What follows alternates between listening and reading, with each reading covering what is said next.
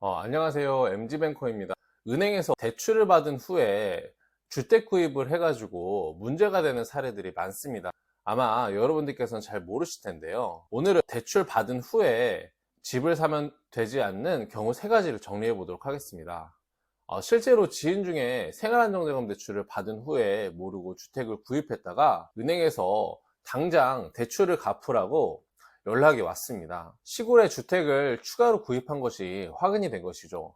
물론 이분들은 이런 약정을 몰랐어요. 대출받은 지 5년도 더 지났기 때문이죠. 아마 대부분 마찬가지일 것입니다. 대출 약정서를 사실 달달 외우고 있는 사람은 없을 테니까요. 그래서 제가 한번 정리해 드리려고 합니다. 대출마다 주택을 구입하면 안 되는 사람의 범위, 시기 등이 모두 달라요. 사실 인터넷에 돌아다니는 정보조차도 부정확한 정보가 대부분이에요. 사실상 이런 정보는 은행원이 아니면 잘 알기가 어렵습니다. 예를 들면 보금자리론 대출은 추가주택금지 약정이 채무자와 배우자에게만 해당됩니다. 만약 자녀가 추가로 주택을 구입했다고 하더라도 사실 상관없는 것이에요. 그러나 일반 생활안정자금 대출은 세대주 및 세대원 전부가 추가주택 구입 금지 약정에 합니다. 자녀가 주택을 구입하면 추가금지 약정에 걸리게 돼서 대출을 즉시 상환해야 하는 것이죠. 오늘 사실 말씀드리는 정보가 쉬운 정보는 아니에요. 하지만 제가 최대한 쉽게 설명드려 보도록 하겠습니다. 그럼 지금부터 좀 자세하게 설명드려 볼게요. 첫 번째, 전세자금 대출입니다. 서울보증보험의 전세자금 대출을 예를 들어서 설명드릴게요. 전세자금 대출을 받아서 집을 사면 안 된다? 여러분은 어떻게 생각하시나요? 사실 반은 맞고 반은 틀린 소리입니다.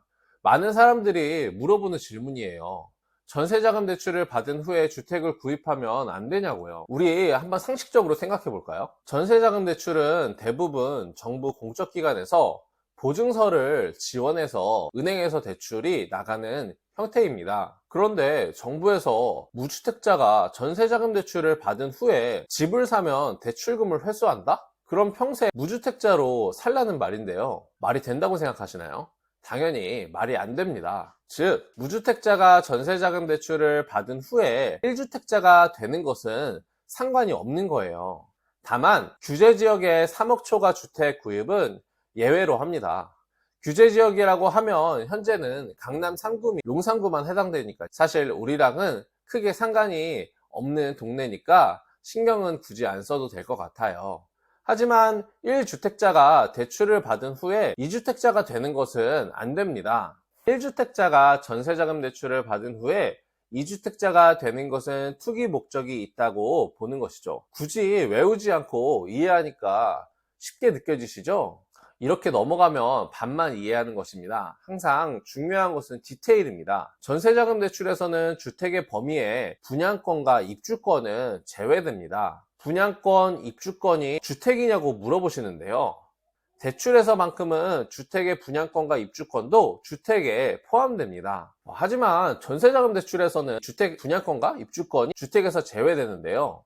왜 그럴까요? 이것도 한번 그냥 생각해 볼게요. 분양권과 입주권은 사실 당장 살 수 있는 집이 아니죠. 그냥 나중에 새 집을 받을 수 있는 권리예요. 그래서 분양권이 만약 100개가 있다고 하더라도 실제로 들어가서 살 수 있는 집은 단 한 개도 없는 것이에요. 사실 일반적인 2주택이라고 하면은 당장 라이브 살 수 있는 집을 얘기하고요. 그래서 전세자금 대출을 받고 나서 1주택자가 분양권과 입주권을 구입하는 것은 문제가 없습니다. 또한 채무자 및 배우자에 한해서만 적용되니까요. 자녀라든지 부모님이라든지 추가로 주택을 구입해도 문제가 없다는 것이죠. 예를 들어 1주택자가 전세자금 대출을 받은 후에 자녀가 만약에 주택을 구입했다면 전혀 문제가 없는 것입니다. 그런 걸 보면 참 디테일이 중요한 것 같아요. 제가 디테일에 맞게 잘 계속 설명드려 보겠습니다. 두 번째, 1억 초가 신용대출입니다. 신용대출을 받은 후에 주택을 구입하면 안 된다? 여러분은 어떻게 생각하시나요? 신용대출을 받는다고 해서 무조건 주택을 구입하면 안 되는 것은 아닙니다. 바로 그 기준금액이 있기 때문이래요. 전 금융기관 합산 1억 초과의 신용대출을 받은 경우에는 추가로 주택을 구입하면 안 돼요. 주의해야 할 것은 전 금융기관 합산이라는 것입니다. 또 주의해야 할 것은요, 금액 기준이 한도금의 기준이라는 거예요. 쉽게 말하면요, 여러분이 마이너스 통장 대출 1억 원을 뚫어놨어요. 근데 내가 쓴 금액은 5천만 원 밖에 안 돼요.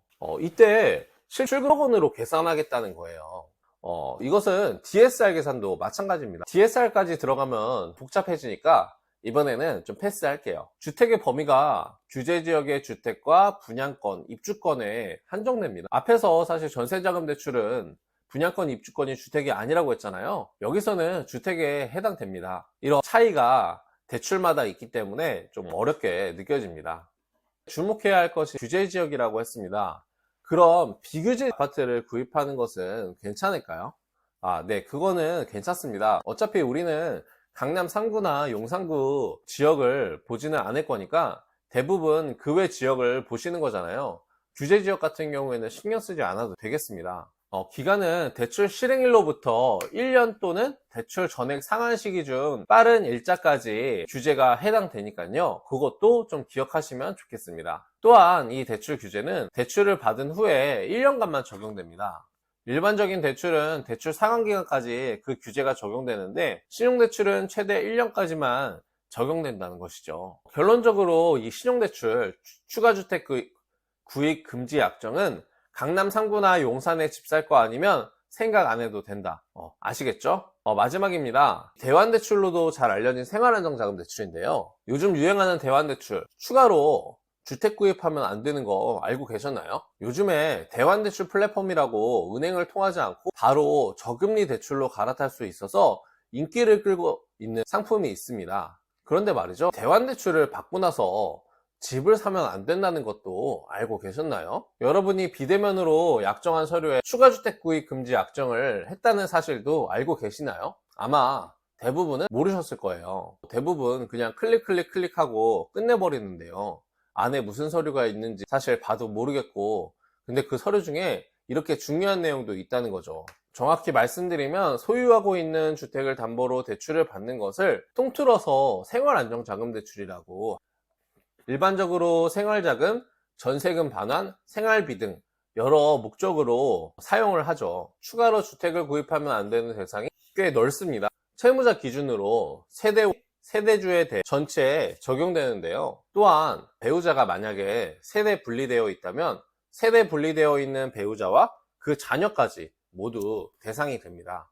그냥 쉽게 말해서요, 그냥 나랑 같이 살고 있는 직계 가족은 모두 해당이라고 생각하시면 될 것 같아요. 그것도 언제까지인지 아세요? 놀라지 마세요. 대출금을 전부 상환할 때까지 입니다. 대출금을 전부 상환할 때까지 이 약정이 계속 따라다녀요. 요즘은 주택담보대출 최소 만기가 30년인데 금리 조금 아끼려고 무작정 대환대출 받았다가 추가로 주택 구입 못하면 너무 억울하잖아요. 그래서 제가 이렇게 정리를 해드리는 거예요. 이거 몰라서 손해보는 사람 정말 많이 봤어요. 대출 받고 나서 추가로 주택을 투자를 하려고 하는데 약정 때문에 투자를 못하게 된 거죠. 주택의 범위는 일반적인 주택과 분양권과 입주권까지 포함됩니다. 그럼 여러분, 제가 또 이번에 질문 한번 내볼게요. 오피스텔은 주택일까요? 아닐까요? 한번 맞춰보시겠어요? 여기서 부동산 공부 좀 하셨다고 하시는 분들은 이렇게 말씀을 하세요.